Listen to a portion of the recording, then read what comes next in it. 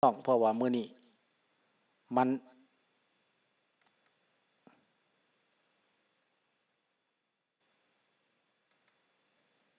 ได้แล้วรีคอร์ดได้แล้วสบายดีไหมเนาะผู้เข้ามาใหม่และอยู่เก่าขอโทษหลายๆเด้อลูกหลานทุกคนพี่น้องได้ให้ลูกเคยเข้ามาแก้ใหม่เรื่องสตรีมมิ่งนี่มันของเฮาแต่ก่อนมันสูงและอินเทอร์เน็ตอยู่นี่มันต่ำก็เข้าไปกวดเบิ่งเบิดอยู่นี่ขึ้นถึง3ถึง4บ่ถึงฮอด7ฮอด8ซ้ำความสปีดเทสเนี่ยดังนั้นมันอ่อนมันตัดไปแล้วก็ขาดไปล่มไปเลยก็เสียดายที่ลูกหลานเฮากำลังเข้ามาฟังเนาะเอาขอโทษขออภัยหลายๆเด้อลูกหลานเด้ออุปสรรคอันนี้แหละอุปสรรคเพิ่นว่าแต่เดี๋ยวนี้ก็โอเคแล้วแปลว่าถือว่าโอเคแล้วได้ซ้ำนี่แต่เสียงก็สิชัดเจนอยู่ดอกปรับคลื่นมันลงเนาะให้มันต่ำเท่าเขาเมลิสาตอนนี้ลุงแม่นแล้ว ทั้งนั้นอินเทอร์เน็ตมันลำบากอยู่ในโรงหลอกโรงแรมบางครั้งก็ได้เนาะเน็ตเขาบ่สูงเฮาสตรีมมิ่งมันยากเนาะก็ขอโทษขออภัยหลายๆเนาะเมลิซาเนาะยินดีต้อนรับใหม่พี่น้องเข้ามาใหม่กำลังเว้าไปถึงจุดสำคัญก็สิได้เริ่มใหม่พี่น้องเพราะว่าพอดี9:19 นาทีก็บ่เป็นหยังเริ่มไปจัก20-30 นาทีก็สิได้ฟังเนื้อหาสาระพี่น้องรัสเซียถูกนายปูตินครอบงำเรื่องการเมืองการปกครองตัดสินใจเองแต่นายปูตินในเวลานี้หมายความว่าละซ้ำละสายด้านสุขภาพก็เป็นเขาห้องว่าพาร์กินสันเห็นบ่และก็มือก็สั่นนักข่าวของชาวโลกนี่เขาติดตามฮอดบทบาทการเคลื่อนไหวการย่างการกินการนั่งการนอนการเว้าและท่าทีเขาเบิ่งหมดพี่น้องอันนี้แหละดังนั้นพี่น้องในเมื่อมันเป็นแบบนี้ประเทศรัสเซียตกอยู่ในท่าทีโอเคแล้วเสียงบัดนี้นะเพราะปรับลงแล้วเพราะว่าบ่สะดุดแล้วบัดนี้พี่ว่าคือสิได้พี่น้องแต่กี้เฮาก็ติตั้งแต่อินเทอร์เน็ตที่จริงแล้วมันติในโปรแกรมของเฮามันหนักโพดเขาต้องได้ลดน้ำหนักของเฮาลงเพิ่นว่าลูกเคยบอกว่าต้องได้ modify หรือ bandwidth d streaming เพิ่นว่า maximum vitesse internet พวกอัปโหลด it inferior the word streaming มันต่ำกว่าเรื่องอัปโหลดมันต่ำกว่าเขาเก่งด้านนี้เขาก็สิปรับให้ได้ถึงว่ามันสิอ่อนสิต่ำบ่ได้เขาก็พยายามเฮ็ดให้ได้ก็ขอบใจลูกเคยเนาะ ที่เข้ามาทางอันน่ะทีมวีเวอร์เพิ่นเข้ามาซอยให้ถึงสิแม่นอยู่ไกลอยู่ต่างประเทศอยู่ไสก็แล้วแต่ก็ไปเฮ็ดได้เบิดอยู่ลาวอยู่ไทยอยู่ทั่วโลกเพิ่นเฮ็ดได้เบิดลูกเขยนั่นก็ใส่แต่ลูกเขยหล่าผู้เอื้อยผู้อ้ายเวียกหลายใส่ลูกเขยหล่าก็บ่ได้ว่าแหละพ่อเฒ่าเว้ามาลำดึกก็ได้กลางคืนก็ได้ก็เก่งแก่พ่อเฒ่าแต่พ่อเฒ่านี่ตีกวนเขาเฮ็ดบ่ได้เด้เฮาบ่เคยเฮ็ดเด้มันหนักอันนี้ก็เฮ็ดแนวอื่นได้อยู่แต่แนวนี้บ่ได้ก็ยอมเขาเนาะเอ้าพี่น้องเข้าเรื่องเข้าหัวเรื่องเลยว่าตอนนี้ทหารของรัสเซียมี3กลุ่มมีวักเนอร์มีกาดิรอฟเป็นทหารเชเชนวักเนอร์นี่จะมีหลายชาติที่มารับจ้างมาตายเขาบ่ตายเขาก็สมมุติบาดเจ็บเขายิงให้ตายพอเจ้าสิบ่ได้ทวงเขาบ่ได้เอาเงินเขาอีกเขายั่วมาตายแทนแล้วก็บ่ได้เงินค่าหัวพี่น้องก็บ่มีไผฮู้จักเขาบ่สนใจสิไปนำส่งเงินให้พี่น้องเจ้าโนให้เมียเจ้าให้ลูกเจ้าโนพี่น้องเจ้าตายฟรีรัสเซียมันเห็นเป็นมันบ่มีดอกคุณธรรมศีลธรรมของมันดังนั้นพี่น้องบักรัสเซียมันเห็นเป็นนั้นทหารวักเนอร์นี้เป็นทหารรับจ้างออกมาจากคุกก็มีบัดนี้ทหารเชเชนนี่หมายความว่าเครียดแค้นทหารเชเชนเครียดแค้นหยังพี่น้องเครียดแค้นให้ เครียดแค้นให้รัสเซียที่ไปเฮ็ดสงครามทำลายประเทศเขาในสงคราม10 ปีบ่สัตว์กันรัสเซียกับยูเครนกับเชเชนดังนั้นนายกาดิรอฟฆ่าพ่อตัวเองเพื่อปีนไปเข้ากับรัสเซียในกาดิรอฟแต่ตอนนี้กาดิรอฟเอาประชาชนตัวเองไปตายแต่บ่แม่นประเทศตัวเองแม่นเพื่อรัสเซียทหารของกาดิรอฟนี่ก็คัดค้านคนครึ่งประเทศคัดค้านในกาดิรอฟนี้นายกาดิรอฟนี้ใจจริงแล้วเครียดแค้นให้รัสเซียเช่นกันที่ได้เข็นฆ่าประชาชนของเขาดังนั้นนายกาดิรอฟนี้ได้ทั้งประโยชน์และจะพยายามเฮ็ดให้รัสเซียนั้นอ่อนแอลง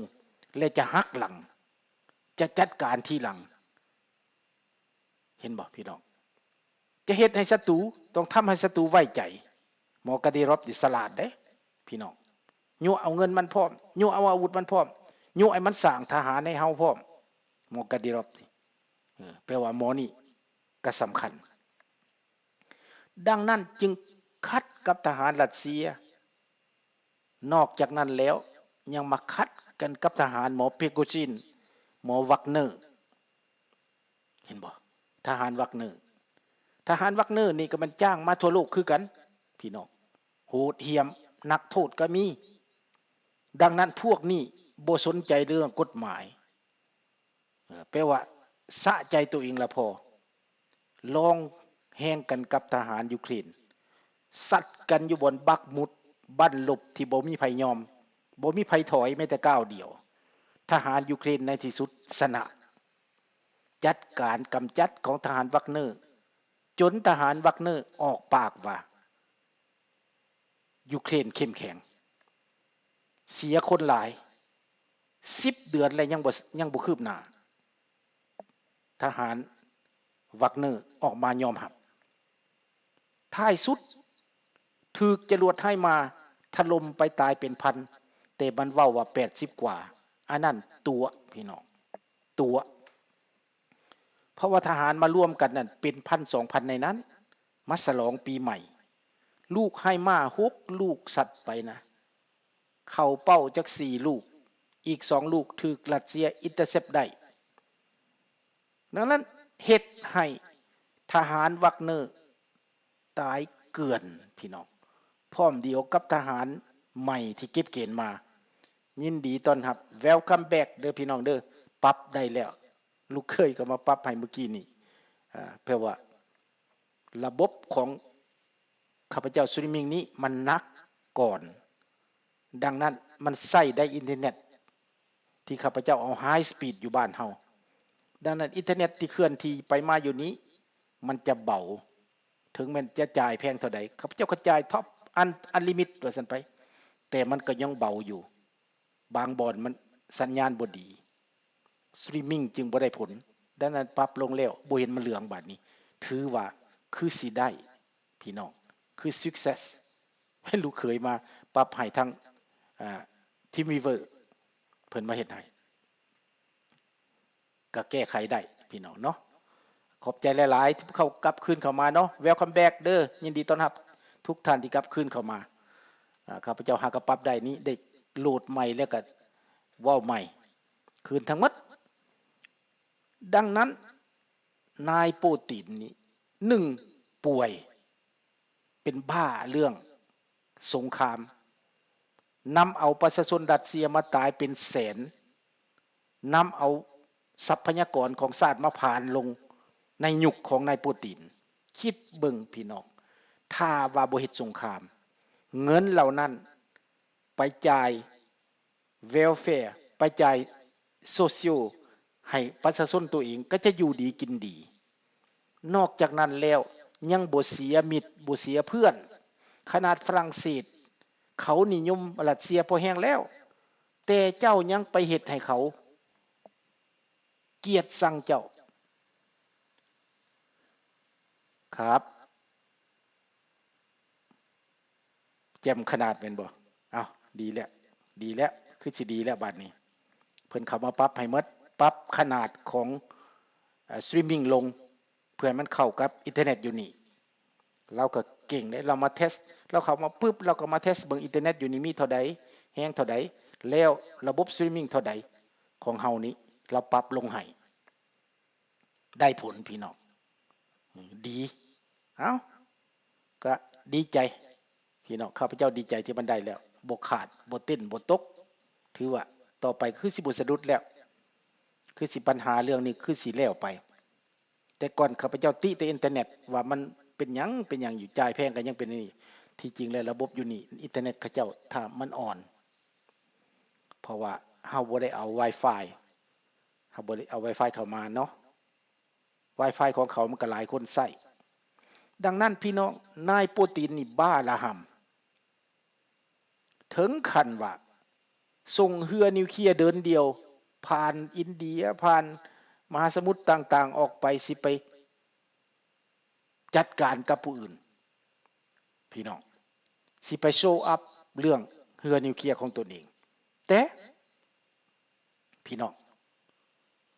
โลกเขาสิย่านบ่เนี่ยนั้นเขาบ่ได้ย่านเพราะว่าเขาเห็นแล้วเจ้าจนตาเจจมมุมแล้วแต่พวกรับตาเสือรับหูเสือก็ยังโฆษณาอยู่อีกกระดำกระแดงกันพี่น้องมันยังหยกยอปอปั้นพี่น้องอันสถานีอันนั้นน่ะจ้องห้องพี่น้องครับเจ้าฟังแล้วก็รำคาญหูขนาดนั่นแหละพี่น้องเงินจำเป็นพี่น้องที่เฮาจะต้องมาเว้าความจริงโลกนี้ฝรั่งเศสตั้งแต่ก่อนประธานาธิบดีมักรงก็เอาท่าที่แบ่งหับแบ่งสู้มาในตอนนี้ตัดสินใจส่งอาวุธเสริมให้ยูเครนรถถังบ่แม่นรถถังรถหุ้มเกราะขนาดเบาเคลื่อนที่เร็ว37คันมอบให้ยูเครนถ้ารถจำนี้ไปถึงแนวหน้านะมันสามารถตัดสินชี้ขาดได้บรรลบได้รถถังอันนี้นะพี่น้องเพราะว่าปืนเล็กปืนน้อยกินมันบ่ได้มันอยู่ขนาดกิโลเมตร1หรือ2กิโลเมตรมันสามารถยิงปืนกลนักไปใส่เจ้านั้นโอ้ยพี่น้องพร้อมเดียวกันนั้นยังมีปืน105ประจำอีกได้พี่น้องยิงไปด้วยไลเซอร์ยิงไปด้วยยีดาชพี่น้องเทคโนโลยีของรถหุ้มเกราะเบานี้เคลื่อนที่เร็วนี้แม่นยำของฝรั่งกระไดเท่ากันกับรถของอเมริการถของอเมริกานี่ก็มีอีกจะส่งไปให้อีกจำนวนหลวงหลายดังนั้นในเมื่ออเมริกาฝรั่งติ่งแล้วประเทศอื่นๆบัดนี้มีเยอรมันจะส่งแพนเซอร์บ่ไปให้อีหยังรถหุ้มเกราะของเยอรมันแห้งสินักเข้าไปอีกพี่น้องนี่แหละดังนั้นอเมริกาต่อไปนี่อาจจะให้หลายกว่านั้นอเมริกาได้ลงไปหลายแล้วยูเครนแพ้บ่ได้รัสเซียเรื่องของรัสเซียแต่อเมริกาได้ลงไปหลายแล้วดังนั้นถ้าอเมริกาให้เอเธนใกล้จะปลดประจำการเอเธนนี่เขาห้องว่ากวาดเรียบพี่น้องถ้าได้ตัวนี้ไปนะ4-5 ลำนี่เหลือกินแล้วเอเธนนี่นะแต่อเมริกานี่จะปลดปล่อยเอเธนออกและจะเอาตัวใหม่มาแทน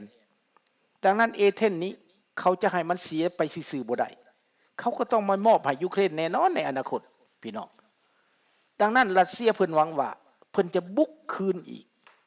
จะสู่คืนอีกพี่น้องและเพิ่นจะเอาตอนหิมะมันใกล้สิหมดคืนอีกเดือน2เพิ่นสิคืนมาเริ่มอีกแต่ว่ายูเครนเขาก็บ่ได้น้อยหน้าเขาเตรียมการไว้นานเขาเตรียมทหารเขาฝึกให้ใช้อาวุธของนาโตเขาฝึกให้ใช้อาวุธสบายเวลคัมแบ็กสายฝนไปแล้วฝึกไว้เอาไปฝึกอยู่อเมริกาฝึกอยู่โปแลนด์ฝึกอยู่ฝรั่งเศสฝึกอยู่อังกฤษก็บ่น้อยหน้าให้การช่วยเหลือยูเครน